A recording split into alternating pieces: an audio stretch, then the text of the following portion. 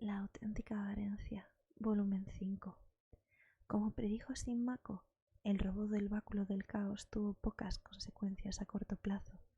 El emperador del momento, Uriel VII, envió algunos mensajes bastante crudos, expresando sorpresa y descontento por la desaparición del objeto, e instando a Símaco a hacer todo lo posible por localizarlo y comunicar sus avances al nuevo mago guerrero imperial, Jagar Tharn, en cuyas manos dejaba el asunto. ¡Zan! Símaco explotó, disgustado y frustrado, mientras recorría la pequeña sala donde Varencia, embarazada ya de unos meses, se sentaba serena y bordaba una manta de bebé. ¡Jagar Tharn! Entiendo. Oh, yo no le daría instrucciones sobre cómo cruzar la calle, ni aunque fuera un borracho, ciego, viejo y senil. ¿Qué tienes en su contra, cariño? Simplemente no me fío de ese elfo híbrido. Es una parte elfo oscuro, otra alto elfo y otra a saber qué. Estoy seguro de que posee todas las peores cualidades de esa mezcla de sangres. Resopló. Nadie sabe mucho sobre él. Dice que nació en el sur de Bosque Valen, que su madre era una elfa del bosque. Parece que ha estado en todas partes desde Varencia, sumida en el conformismo y la lasitud de su embarazo, se había limitado hasta ahora a bromear con Símaco, pero de repente soltó su labor de costura y lo miró. Algo había despertado su interés. ¿Símaco? ¿Es posible que ese tal Jagar Tharn sea el ruiseñor disfrazado? Símaco reflexionó antes de responder. No, querida.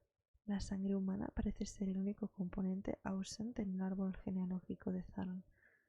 Para Símaco eso era un defecto, y Varencia lo sabía. Su esposo despreciaba a los elfos del bosque por considerarlos ladrones vagos, y a los altos elfos por ser intelectuales decadentes, pero admiraba a los humanos, especialmente a los bretones, por su combinación de pragmatismo, inteligencia y energía. El ruiseñor de corazón de ébano del clan Racing, Casa Halau, la casa de Mora en particular. Esa casa ha albergado sangre humana desde sus orígenes. Corazón de ébano tenía celos porque el báculo se colocó aquí cuando Tiber VII nos quitó el cuerno de la invocación. Valencia suspiró. La rivalidad entre Corazón de ébano y el duelo se remontaba casi a los comienzos de la historia de Morrowind.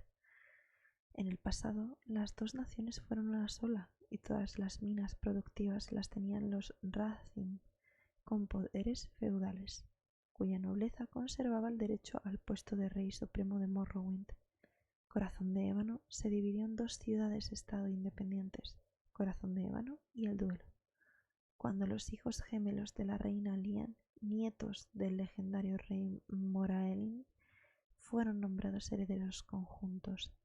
Más o menos en esta época, el puesto de rey supremo quedó vacante en favor de un líder guerrero temporal que sería nombrado por un consejo en tiempos de emergencia provisional.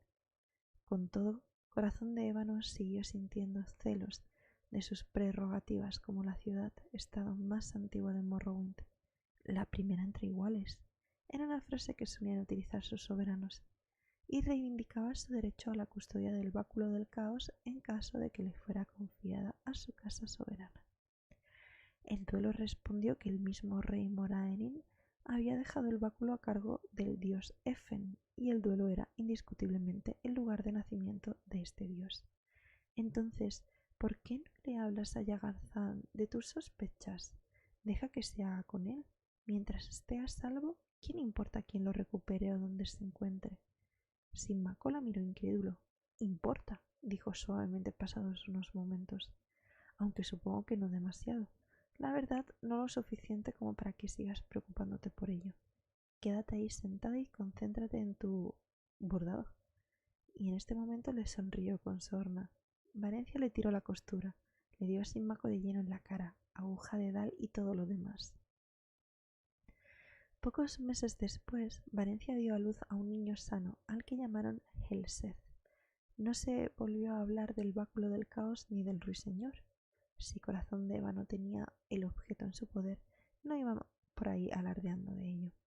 Los años transcurrieron rápida y felizmente. Helseth se hizo grande y fuerte y se parecía mucho a su padre, al que adoraba.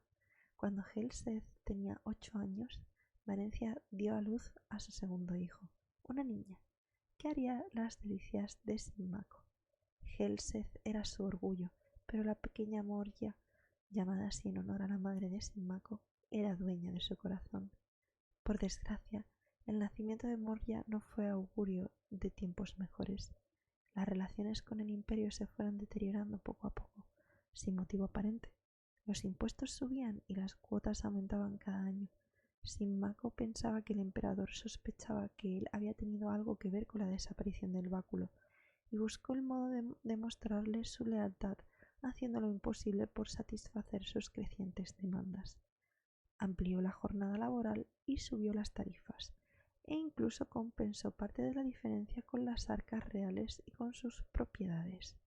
Pero los impuestos se multiplicaron y tanto los nobles como el pueblo comenzaron a quejarse. Las cosas iban de mal en peor.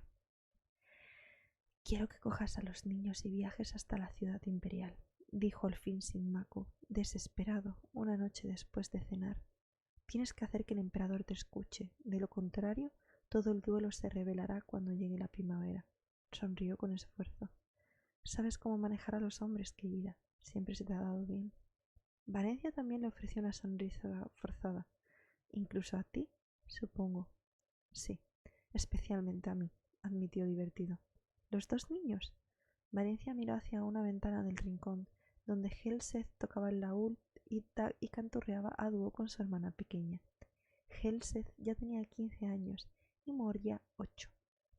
Quizá le ablanden el corazón. Además, ya es hora de que presentes a Helseth ante la corte imperial. Tal vez, pero ese no es el verdadero motivo. Varencia respiró hondo y dijo lo que pensaba. «¿No crees que aquí vayan a estar a salvo? Si es así, entonces tú tampoco estás a salvo. Ven con nosotros», le instó. Él envolvió sus manos con las suyas. «Varencia, querida, amor de mi corazón, si me marcho ahora no tendremos nada por lo que regresar. No te preocupes por mí, todo irá bien. Puedo cuidarme solo y lo haré mejor si no me tengo que preocupar por ti o por los niños». Varencia colocó la cabeza en su pecho. «No olvides que te necesitamos. Te necesito. Podemos prescindir de todo mientras nos tengamos el uno al otro. Las manos y estómagos vacíos son más fáciles de soportar que un corazón vacío». Comenzó a llorar pensando en el ruiseñor y ese asunto sórdido del báculo. «Mi estupidez nos ha traído hasta aquí». Le sonrió con ternura. «Si eso es cierto, no es un lugar tan malo».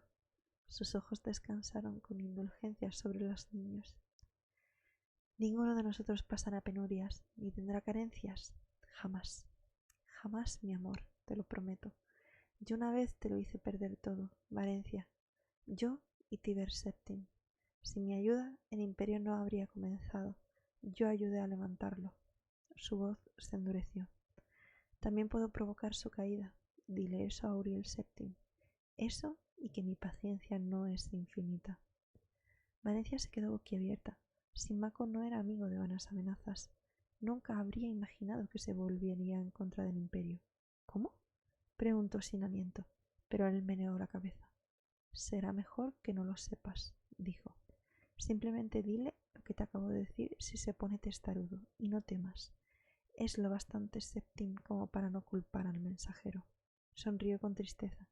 «Porque si lo hace, si te tocara un solo cabello, amor, o si dañara de algún modo a los niños, que todos los dioses de Tamriel se apiaden de él, pues deseará no haber nacido. Le perseguiré allá donde vaya, a él y a toda su familia, y no descansaré hasta acabar con el último Septim». Los ojos rojos del elfo oscuro de Sínmaco brillaron resplandecientes a la luz del fuego. «Este es mi juramento, amor mío, mi reina, mi Varencia». Varencia la abrazó todo lo fuerte que pudo, pero a pesar de la calidez de su abrazo no pudo evitar temblar. Varencia permaneció ante el trono del emperador, tratando de explicar los apuros del duelo. Había esperado semanas hasta conseguir audiencia con Uriel Septim. tras ser despedida en varias ocasiones con distintos pretextos. Su Majestad está indispuesta. Hay un asunto urgente que requiere la atención de su Excelencia. Lo siento, Alteza. Debe de haber un error. La cita es para la semana que viene. No, mira. Y ahora ni siquiera iba bien. El emperador ni se molestaba en fingir que la estaba escuchando. No la invitaron a sentarse, ni había mandado a retirarse a los niños. Helseth se quedó quieto como una estatua, pero la pequeña Moria empezaba a armar jaleo. Su estado de ánimo tampoco ayudó. Poco después de la llegada a su residencia, el embajador del duelo en la ciudad imperial había solicitado la entrada, trayendo consigo un montón de informes de Sinmaco, malas noticias y abundantes. La revuelta había comenzado. Los campesinos se habían organizado en torno a unos cuantos miembros descontentos de la baja nobleza del duelo y pedían que Sinmaco se retirara y entregara las riendas del gobierno. Solo la Guardia Imperial y un puñado de tropas cuyas familias habían servido en la Casa de Valencia durante generaciones se interpusieron entre Sinmaco y la multitud. Las hostilidades ya se habían desencadenado, pero al parecer Sinmaco estaba a salvo y todavía conservaba el control, pero no por mucho tiempo, escribió. Le rogaba a Valencia que hiciera todo lo posible con el emperador, pero en cualquier caso debía permanecer en la ciudad imperial hasta que le escribiera para comunicarle que era seguro regresar a casa con los niños. Ella había intentado penetrar a duras penas a través de la burocracia imperial, pero no tuvo éxito, y, para aumentar su temor, las noticias del duelo se habían detenido de repente, tambaleándose entre la ira por la burocracia del emperador y el miedo ante lo que el destino les tenía deparados a ella y a su familia. Las semanas iban pasando de un modo tenso, agonizante e implacable. Entonces, un día llegó el embajador del duelo para comunicarle que, la noche siguiente a más tardar, recibiría noticias de Sinmaco, pero no a través de los canales regulares, sino por medio de un halcón. Con el mismo golpe de suerte, ese mismo día un oficial de la corte imperial le comunicó que Uriel VII había aceptado por fin conceder la audiencia al día siguiente. El emperador los saludó a los tres cuando entraron en la cámara de audiencias con una brillante sonrisa y una bienvenida que, a pesar de todo, no se veía reflejada en sus ojos. Entonces, cuando presentaba a sus hijos, los miró con una atención fija, tan real como inadecuada. Valencia llevaba más de 500 años tratando con humanos y había desarrollado una habilidad para leer sus expresiones y movimientos superior a lo que cualquier humano pudiera percibir. Por mucho que el emperador tratara de ocultarlo, había hambre en sus ojos. ¿Hambre? ¿Y algo más? ¿Resentimiento? Sí, resentimiento. Pero, ¿por qué? Tenía varios hijos sanos. ¿Por qué codiciar los suyos? ¿Y por qué mirarla con un anhelo tan vicioso, por breve que sea? Quizá estaba harto de su consorte. Los humanos eran famosos por su previsible inconstancia. Tras esa larga y ardiente mirada, sus ojos se desviaron cuando ella comenzó a hablar de su misión y del brote de violencia en el duelo. Él se sentó y permaneció inmóvil durante toda la narración. Sorprendida por su inercia y muy enfadada, Valencia miró fijamente ese rostro pálido y esa cara fija en busca de alguna pista de los Septim que ella había conocido. No conocía bien a Uriel Septim. Le vio una vez cuando todavía era un niño y de nuevo en su coronación 20 años después. 2 veces. Eso era todo. Durante la ceremonia, su presencia había sido severa y digna, incluso en su juventud, aunque no gélida y remota como la de este Septim ya maduro. De hecho, a pesar del parecido físico, no parecía ser el mismo hombre. No parecía el mismo, pero había algo en él que a ella le resultaba familiar. Más familiar de lo que debería. ¿Alguna postura o gesto? De repente sintió mucho calor, como si le estuvieran echando lava por encima. ¡Ilusión! Había estudiado las artes de la ilusión desde que el ruiseñor había conseguido engañarla tanto. Había aprendido a detectarla y ahora la sentía con tanta certeza que un ciego puede sentir el sol sobre su rostro. Pero, ¿por qué? Su mente trabajaba con furia, a pesar de que su boca continuaba recitando detalles sobre los problemas del duelo. ¿Vanidad? Los humanos se avergonzaban de los signos de envejecimiento en la misma medida en que los elfos se enorgullecían de ellos, pero aún así El rostro de Uriel Septim parecía acorde con su edad. Varencia no se atrevió a utilizar su propia magia. Incluso los nobles más insignificantes tenían maneras de detectarla, y a veces también de protegerse de sus efectos. El uso de la hechicería despertaría la ira del emperador, quien sin duda desenvainaría su arma. Magia. Ilusión. De repente vio la imagen del ruiseñor. Estaba sentado ante ella. Después la visión cambió y era Uriel Septim. Parecía triste, atrapado. Entonces la imagen se desvaneció de nuevo y había otro hombre sentado en su lugar, como el ruiseñor, pero distinto. Piel pálida, ojos encendidos, orejas de elfo, y con un resplandor de malicia concentrada, una aura de energía mágica, un reflejo horrible y destructor. Y de repente se encontró otra vez mirando en el rostro de Uriel Septim. ¿Cómo podía estar segura de que no lo estaba imaginando? Quizás su mente le estaba jugando una mala pasada. De repente se sintió muy cansada, como si hubiera estado demasiado tiempo llevando una pesada carga. Decidió abandonar la narración sensata de los problemas del duelo, pues claramente no le estaba llegando a ninguna parte, y volvió a recurrir a su gracia. Gracia, pero con un plan oculto. Señor, ¿recuerdas que Sinmaco y yo cenamos con tu familia poco después de la coronación de tu padre? No eras mayor que la pequeña Moria. Para nosotros fue un honor ser los únicos invitados de esa noche, aparte de tu mejor amigo Justin, por supuesto. Ah, sí, dijo el emperador, sonriendo con cautela, mucha cautela. Sí que lo recuerdo. Justin y tú erais tan buenos amigos, Majestad. Me dijeron que murió poco después. Qué pena tan grande. Cierto, ni siquiera ahora me gusta hablar de él. Los ojos se le quedaron en blanco, aún más que antes, si es que fuera posible. Respecto a tu interpelación, mi señora, la consideraremos y te informaremos del resultado. Valencia se inclinó y los niños hicieron lo mismo. Un saludo con la cabeza del emperador indicó que se podían marchar y se retiraron de la presencia imperial. Cuando salieron de la sala del trono, respiró hondo. Justin. Había sido un amigo imaginario, aunque el joven Uriel insistía en que hubiera siempre un lugar para Justin en todas las comidas. Y no solo eso, Justin, a pesar de tener nombre de muchacho, era una chica. Sinmaco había seguido con el chiste incluso cuando ya no se sentaba con sus amigos imaginarios.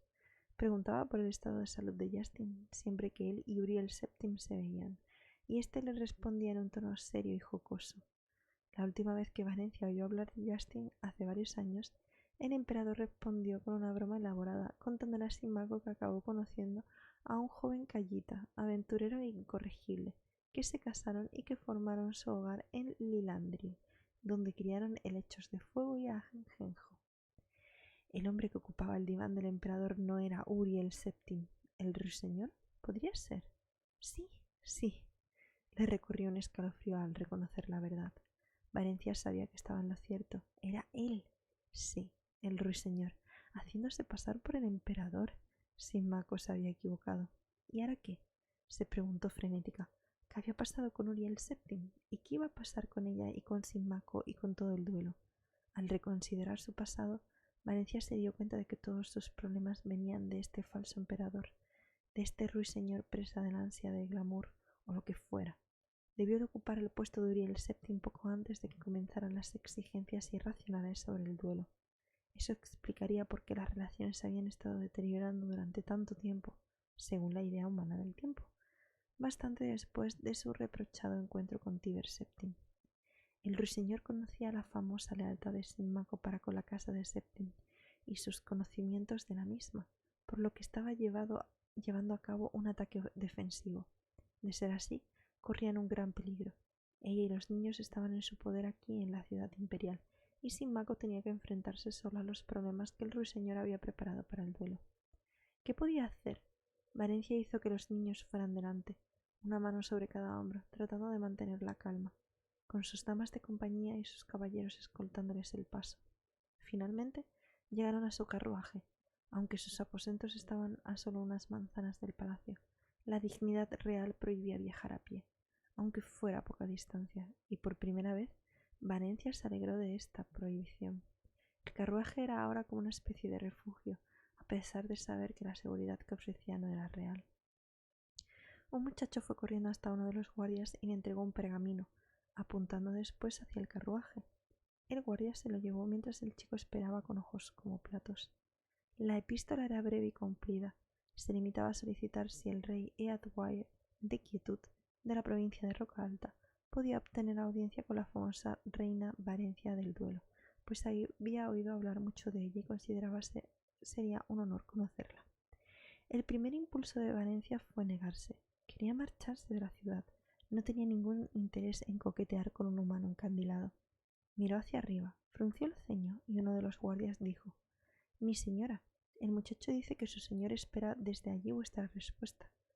Miró en la dirección indicada y vio un apuesto hombre mayor montado a caballo, rodeado de media docena de cortesanos y jinetes.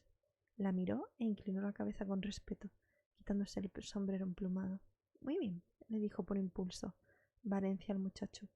«Dile a tu señor que puede visitarme esta noche, después de la cena». El rey Eadwine parecía amable y solemne y bastante preocupado, pero en absoluto la miraba con ojos de amor. Al menos eso era algo, pensó reflexivamente.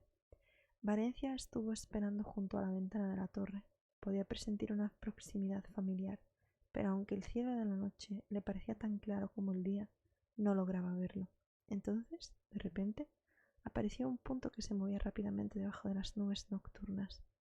Pocos minutos después, el gran halcón terminó su descenso encogiendo las alas y las garras se asieron a la gruesa banda de piel que llevaba en el brazo. Llevó al pájaro hasta su percha, donde esperó resoñando, mientras sus dedos impacientes buscaban el mensaje que llevaba en la cápsula de la pata. El halcón bebió ansioso del agua hasta que ella hubo terminado y después erizó las plumas y se pavoneó, seguro ante su presencia. Una parte diminuta de su conciencia compartía la satisfacción del ave por el trabajo bien hecho, la misión cumplida, el merecido descanso, pero estas sensaciones se empañaban por la intranquilidad. Las cosas no iban bien, e incluso su mente de pájaro lo sabía. Le temblaban los dedos mientras desdoblaba la delgada hoja y estudiaba la escritura apretada.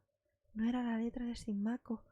Varencia se sentó despacio, planchando el documento con los dedos mientras preparaba su cuerpo y su mente para aceptar la tragedia con certeza. Si es que se trataba de una tragedia. Era una tragedia. La Guardia Imperial había abandonado a Sinmaco y se había unido a los rebeldes. Sinmaco estaba muerto. El resto de tropas leales habían sufrido una derrota decisiva. Sinmaco estaba muerto. El líder rebelde había sido nombrado rey del duelo por los enviados imperiales. Sinmaco estaba muerto. Varencia y los niños habían sido declarados traidores al imperio y habían puesto precio a su cabeza. Sinmaco estaba muerto. Así que la audiencia con el emperador de esa misma mañana no había sido nada más que un truco, un ardid, un engaño. El emperador ya lo sabría. Le estaba siguiendo la corriente. Le dijo que no hiciera nada, que se tomara las cosas con calma, que disfrutara de la ciudad imperial y de las delicias que ofrecía, que disfrutara de su estancia todo el tiempo que quisiera. ¿De su estancia? Sería mejor decir de su encierro, su cautiverio y, lo más probable, de su arresto inmediato. No se engañaba. Sabía bien cuál era su situación. Sabía que el emperador y sus secuaces nunca la dejarían marcharse de la ciudad imperial, jamás. Al menos no con vida. Sinmaco estaba muerto. ¿Mi señora? Varencia se sobresaltó, asustada con la llegada de la sirvienta. ¿Qué pasa? Ha llegado el bretón, mi señora, el rey Eadwine, añadió la mujer solícita al percibir la sorpresa de Varencia. Dudó un momento. ¿Hay noticias, mi señora? Dijo señalando al halcón. Nada que no pueda esperar, dijo Varencia rápidamente, y su voz parecía retumbar en el vacío que de repente se abrió, como un abismo en su interior. Atiende al pájaro. Se levantó, se enderezó la bata y se preparó para atender a su visitante real. Se sentía paralizada como los muros de piedra que le rodeaban, como la quietud del aire y de la noche, paralizada como un cuerpo sin vida. Sinmaco estaba muerto. El rey Eadwine la saludó con una solemnidad y una cortesía quizá un poco excesivas. Afirmó ser un admirador ferviente de Sinmaco que destacaba como figura prominente en las leyendas de su familia, y gradualmente fue llevando la conversación hasta los asuntos de su interlocutora con el emperador. Indagó en los detalles y le preguntó si el desenlace había sido favorable para el duelo. Al notar su actitud evasiva, gritó de repente: Mi señora, debes creerme. El hombre que dice ser el emperador es un impostor. Sé que parece una locura, pero yo... No, dijo Valencia con repentina decisión. Tienes toda la razón, mi señor. Lo sé. Edward se relajó en su asiento por primera vez. Sus ojos reflejaban su certeza. ¿Lo sabes? ¿No te estarás burlando de alguien a quien consideras un loco? Te aseguro, mi señor, que no es así. Respiró hondo. ¿Quién piensas que se está haciendo pasar por el emperador? El mago guerrero imperial, Jagan Tharn. Ay, mi señor. ¿Por casualidad has oído hablar del ruiseñor? Sí, mi señora, la verdad es que sí. Mis aliados y yo creemos que es el mismo hombre que el renegado Tharn. Lo sabía. Valencia se levantó y trató de ocultar su agitación. El ruiseñor Jagan Tharn. Oh, pero ese hombre era diabólico, diabólico y pérfido, muy astuto. Había planeado su caída de un modo perfecto, intachable. Simaco, mi Simaco. Edward tosió con inseguridad. Mi señora, nosotros necesitamos tu ayuda. Valencia sonrió con ironía. Creo que soy yo quien debe pronunciar esas palabras. Pero continúa, por favor. ¿En qué puedo ayudarte, mi señor? Rápidamente el monarca explicó el plan. La magia Ria Silmane, la maga Ria Silmane, aprendiz del vil Jagan, había sido asesinada y declarada traidora por el falso emperador. No obstante, había conseguido conservar algunos de sus poderes y logró contactar con algunos a quienes conoció bien en el plano mortal. Había elegido a una Dalit que se encargaría de encontrar el báculo del caos, escondido por el hechicero traidor en un lugar desconocido. Esta Dalit debería utilizar el poder del báculo para destruir a Jagan, pues sólo así podría ser derrotado y rescatar al verdadero emperador, prisionero en otra dimensión. Sin embargo, el Dalit, que por suerte seguía con vida, languidecía en las mazmorras imperiales. Había que distraer la atención de Tharn mientras el elegido lograba su libertad con la ayuda del espíritu de Ria. Varencia se había ganado la atención de los oídos del falso emperador y también su mirada. ¿Podría distraerlo lo suficiente? Supongo que podría volver a solicitar audiencia, dijo Valencia con cautela. ¿Pero bastará con eso? Debo informarte de que mis hijos y yo acabamos de ser declarados traidores al imperio. Quizás sea así en el duelo, mi señora, y en Morrowind. Las cosas son diferentes en la ciudad imperial y en la provincia imperial. El mismo embrollo administrativo que hace que sea prácticamente imposible conseguir una audiencia con el emperador y sus ministros también te garantiza que jamás serás encarcelada sin motivo ni castigada sin disponer del proceso legal correspondiente. En tu caso y el de tus hijos, mi señora, la situación se acentúa aún más por tu condición real. En calidad de reina y herederos, os considerarán personas intocables, sacrosantas incluso. El rey sonrió. La burocracia imperial, mi señora, es un arma de doble filo. Bueno, al menos los niños y ellas estaban a salvo de momento. Entonces la asaltó un pensamiento. Mi señor, ¿a qué te referías antes cuando has dicho que me he ganado la atención de la mirada del falso emperador? Y Edward se incomodó. Los criados murmuraban que Jagan tiene tu retrato en una especie de santuario en sus aposentos. Comprendo. Su mente se trasladó por un momento a ese romance demente que tuvo con el ruiseñor. Había estado locamente enamorada de él, insensata, y el hombre al que una vez amó había provocado la muerte del que amaba realmente. Amaba. Pasado. Ya no está. No está él. Todavía no lograba aceptar el hecho de que Simaco estuviera muerto. Pero incluso aunque esté muerto, se dijo con firmeza, mi amor está vivo y sigue presente. Siempre estaría con ella, igual que su dolor, y el dolor de pasar el resto de su vida sin él, el dolor de tratar de sobrevivir cada día, cada noche, sin su presencia, su consuelo, su amor, el dolor de saber que nunca vería a sus hijos convertirse en adultos de bien, que sus hijos no conocerían a su padre, no sabrían de su valor, de su fuerza, de lo maravilloso, lo cariñoso que era, sobre todo la pequeña Moria. Y por eso, por todo lo que le has hecho a mi familia, ruiseñor, mereces morir. ¿Te sorprende? Las palabras de Edward interrumpieron sus pensamientos. ¿Qué? ¿Qué me sorprende? Tu retrato en los aposentos de Thorn. Oh, su rostro no parecía alterarse. Sí y no. Edward notó por su expresión que quería cambiar de tema. Volvió a abordar la cuestión de sus planes. El elegido quizá necesite varios días para escapar, mi señora. ¿Puedes ganar un poco más de tiempo? ¿Confías en mí en este asunto, mi señor? ¿Por qué? Estamos desesperados, mi señora. No tenemos elección. Pero aunque la tuviéramos, la respuesta es sí. Confío en ti. Tu esposo ha sido bueno con mi familia durante muchos años. Lord Sinmaco ha muerto. ¿Qué? Varencia narró rápidamente y con frialdad los recientes acontecimientos. Mi señora, mi reina, qué horror. Yo lo siento mucho. Por primera vez el aplomo gélido de Valencia se tambaleó. Ante el rostro de la compasión, sintió como su calma externa comenzaba a desmoronarse. Recuperó la compostura y trató de sosegarse. Teniendo en cuenta las circunstancias, mi señora, no podemos pedirte. No, mi señor. Teniendo en cuenta las circunstancias, debo hacer todo lo que esté en mi mano para vengar el asesinato del padre de mis hijos. Una sola lágrima salió de su impenetrable mirada. La secó con impaciencia. A cambio, solo te pido que protejas a mis hijos huérfanos. Edward se levantó. Le brillaban los ojos. Cumpliré esta promesa de buena gana, valiente y noble reina. Los dioses de nuestra amada tierra y el mismo Tamriel son mis testigos.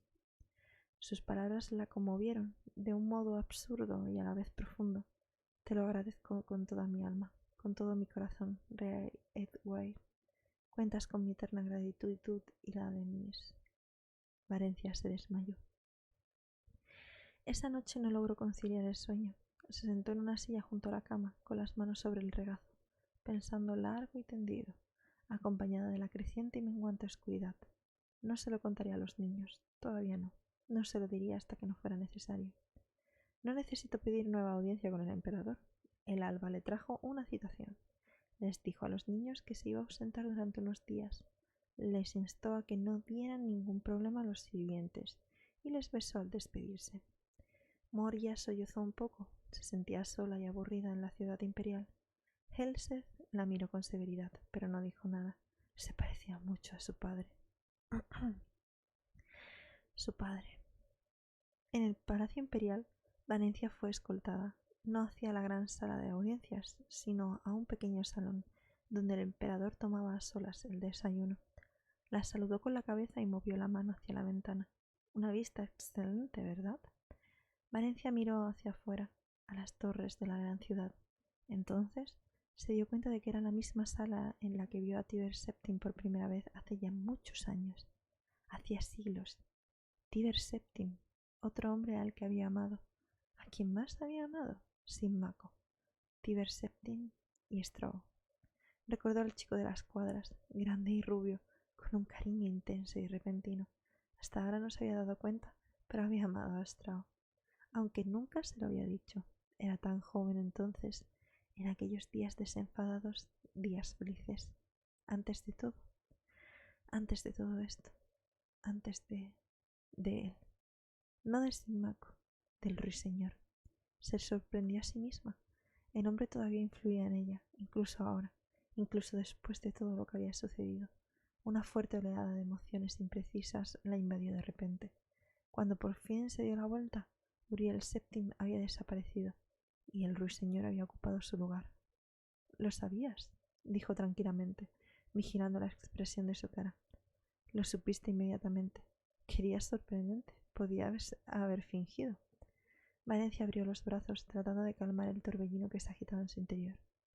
Me temo que mi habilidad para fingir no es tan buena como la tuya, mi señor. Suspiró.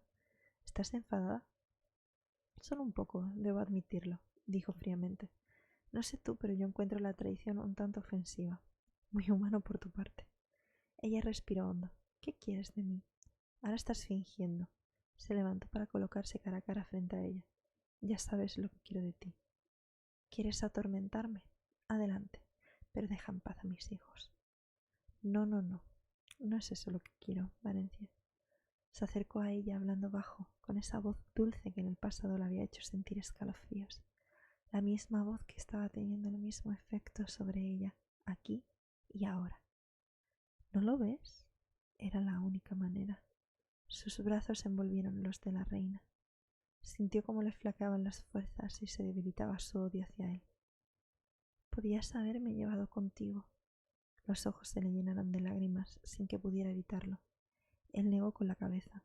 No tenía el poder suficiente, pero ahora Ahora, ahora lo tengo todo. Todo es mío. Puedo darlo, puedo compartirlo. Contigo. Volvió a mover la mano hacia la ventana y la ciudad que asomaba a través de ella. Tengo a toda Tamriel preparada para ponerla a tus pies. Y esto es solo el principio. Es demasiado tarde. Demasiado tarde. Me dejaste en sus manos. Pero él ha muerto. El campesino está muerto. Apenas unos años. ¿Qué importa eso? Los niños.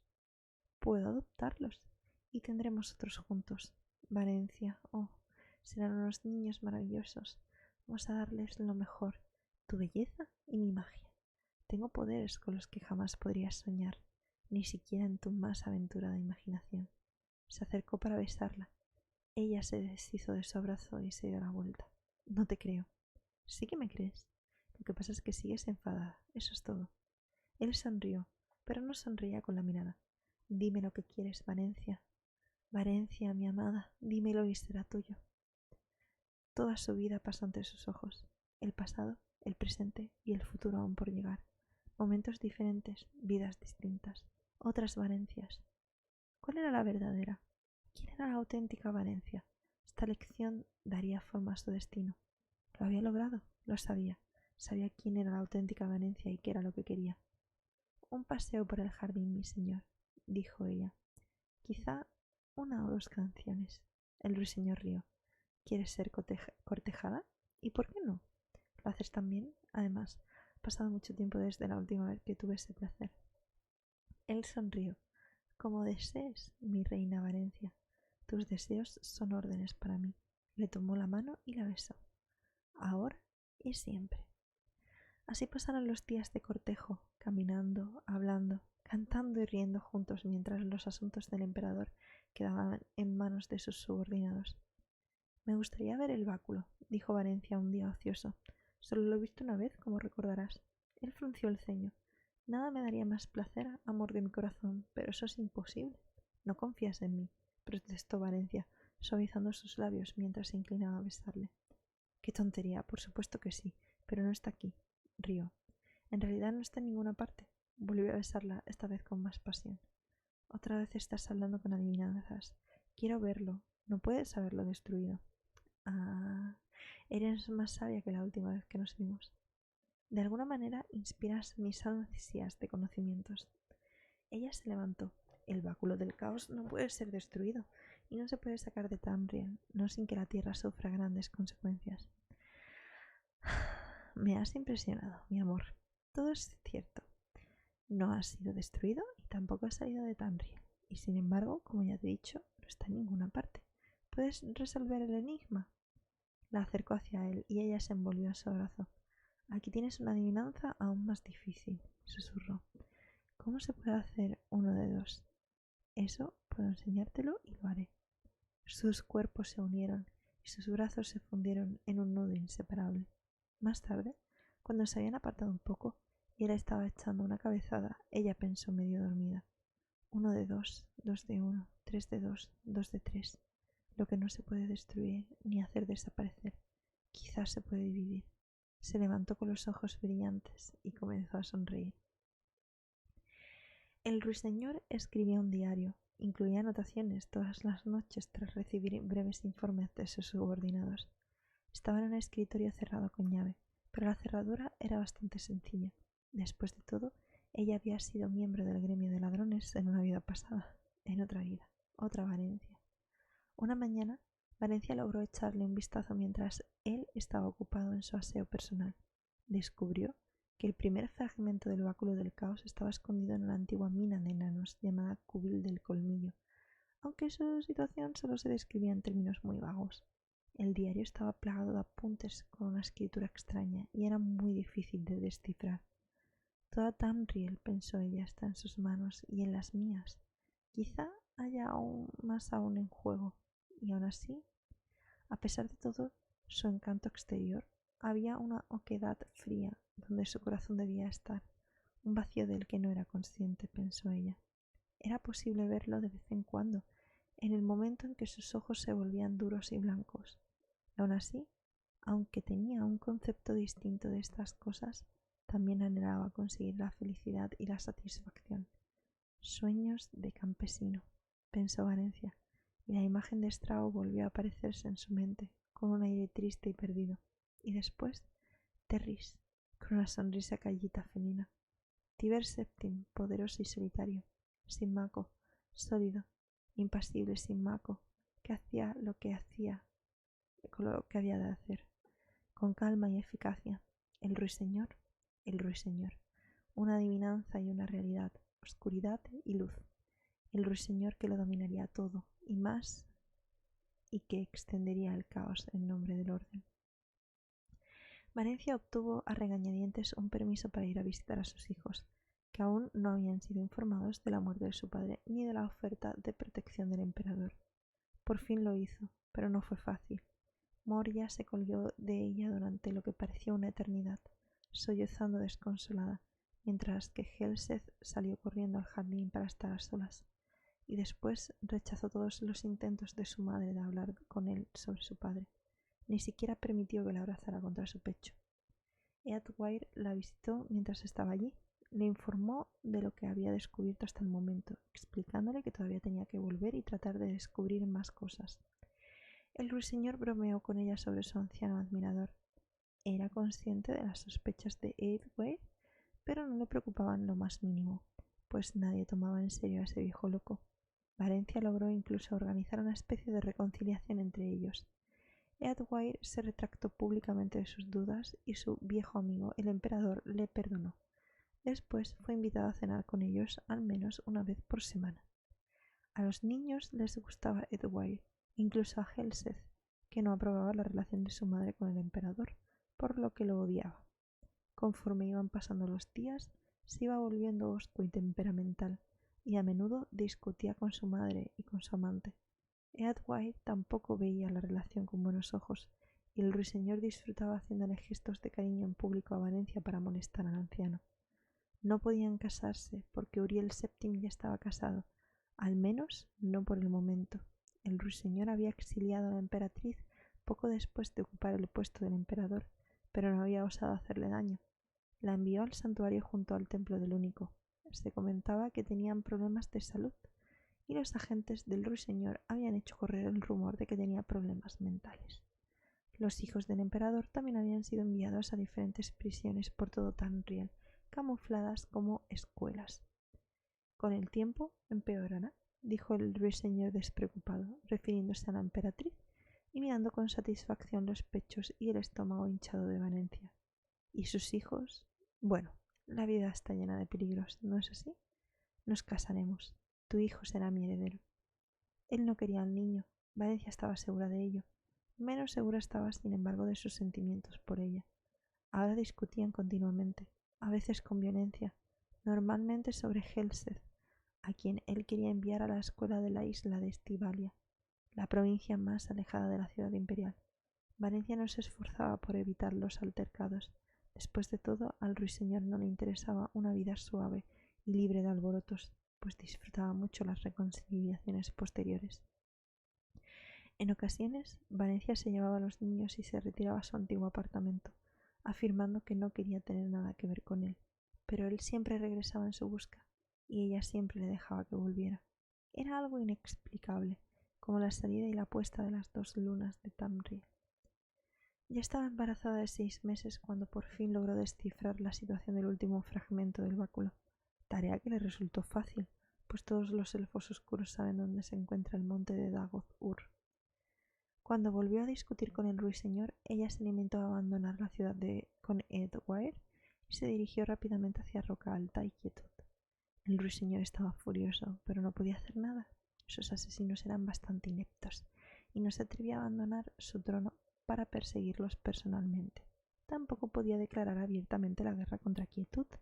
No tenía ningún poder legítimo sobre ella ni sobre el niño de sus entrañas. Como era de esperar, la nobleza de la ciudad imperial no aceptaba su relación con Valencia, igual que hicieron hace muchos años con Tiber Septim, y se alegraron de verla marchar. Quietud tampoco confiaba en ella, pero Eadwine contaba con la ferviente adoración de su próspera y pequeña ciudad-estado, y ya habían hecho concesiones por estas excentricidades. Valencia y Edward se casaron un año después del nacimiento de su hijo con el ruiseñor. A pesar de este incidente, Edward los adoraba, a ella y a los niños. Ella no la amaba a él, pero le tenía cariño, que era importante. Era bonito tener a alguien, y Quietud era un lugar muy agradable, un buen hogar donde los niños podían crecer, mientras esperaban que llegara su momento y rogaban por el éxito de la Dalit en su misión. Valencia solo podía esperar que no tardara demasiado. Fuera quien fuera ese Dalit sin nombre, ella era un elfo oscuro y disponía de todo el tiempo del mundo, todo el tiempo. Pero no le quedaba amor por dar, ni odio por quemar. No le quedaba nada, nada más que dolor y recuerdos. Y sus hijos solo quería criar a su familia y ofrecerles una vida buena, y vivir en paz lo que quedaba de la suya. No dudaba que todavía le quedaba una larga vida por delante, y quería vivirla en paz, tranquilidad y serenidad, tanto en el alma como en el corazón. Sueños de campesino. Eso es lo que ella quería. Eso es lo que quería la auténtica Valencia. Esa era la verdadera Valencia. Sueños de campesino. Dulces sueños.